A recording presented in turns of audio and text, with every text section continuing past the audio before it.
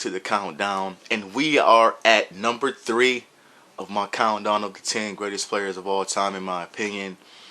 And number 3 could easily, honestly, could easily be number 1 if everybody's being truthful about it. But let's just be real. Nobody really likes to put a center at number 1. But so Kareem Abdul-Jabbar, yes sir, Luau Cinder. Kareem Abdul-Jabbar was the greatest high school player of all time. He was the greatest college player of all time. He could be the greatest NBA player of all time. Let me read off his resume, and you do it. You rank him yourself within the top 3. Here it goes. 6-time champ, 6-time regular season MVP, 2-time Finals MVP, 19 times All-Star, 19-time All-Star, 10-time All-NBA first team, all-time leading scorer. Of course, will be past this season.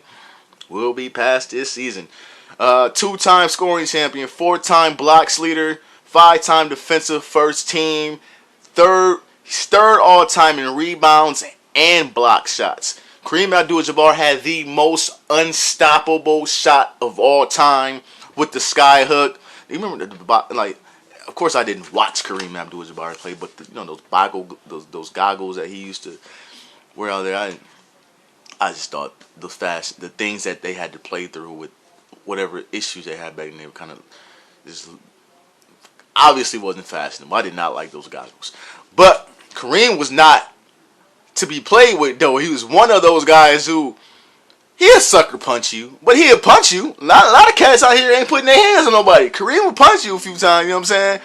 But Kareem did play with the great Magic Johnson. Some people say who was more responsible for Showtime Lakers, was it Magic or Kareem?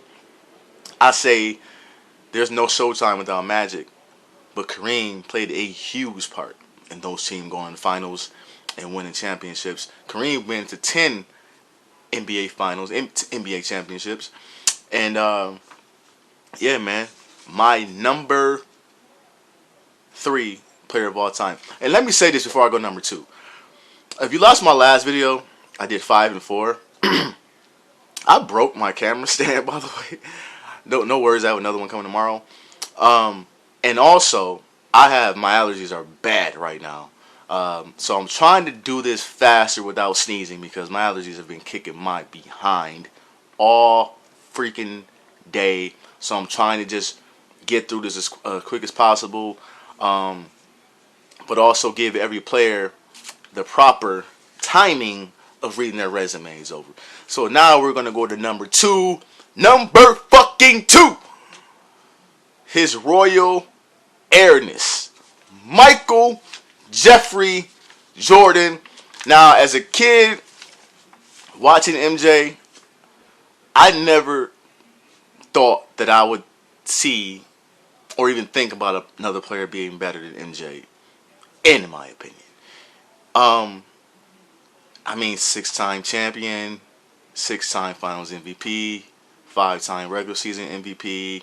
In 1988, he won MVP and Defensive Player of the Year. Michael Jordan, man, let's look at this resume of his, man. A career 30-point average, 6 rebounds, 5 assists, 10-time All-NBA first team, 14-time All-Star, 10-time scoring champion, 3-time steals leader. Also, 9-time All-Defensive first team. Michael Jordan was ahead of the fucking time. He was probably the most influential. He's the most influential basketball player who ever lived. Everybody knows about the shoes. Everybody knows about the tongue wagging, the hanging in. Everybody likes to try to hang in the air as a kid. See, that's all based off Michael Jordan palming the ball and putting it in your opponent's face. That's all based off Michael Jordan. Again, 91 through 93, 96 through 98, 2 3-peats. Michael Jordan was a fantastic player. He was supremely athletic. Some say he has the highest vertical of all time. I don't actually have the number of that, but I've heard that numerous times that he had the highest vertical of all time. Again, I never thought I would see a player better than Michael Jordan. when I look back at those times, he was so much more ahead of his time than any other player. He was so. You look at the guards he was against, like Clyde Drexler was okay. Um, Kevin Johnson.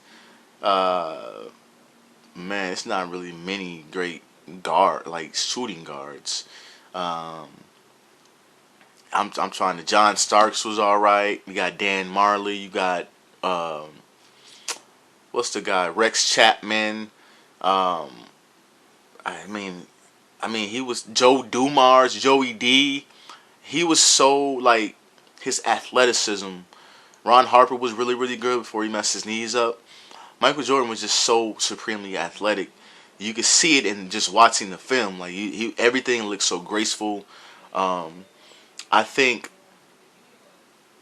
most people um, before he actually was the greatest in their mind, and the other people, when people feel like Michael Jordan's the greatest player of all time, I think they dismissed Kareem so fast at one point because Michael Jordan, he made the game look cool. Like everything that he did was just, you know what I'm saying? You wanted to do it. You didn't want to go outside and do a sky hook. I mean, I did, but that's because I just love the game of basketball. Um, most guys wanted to do everything Michael Jordan could do.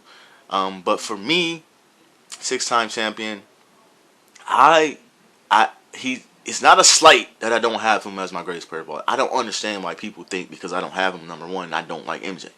That's just stupid, and people just want to debate you and argue, which I ain't got time for all that. He's. It was either. It was for me the reason why I don't have him number one because it was either those 6 seasons he went to the finals and won, and he didn't get back.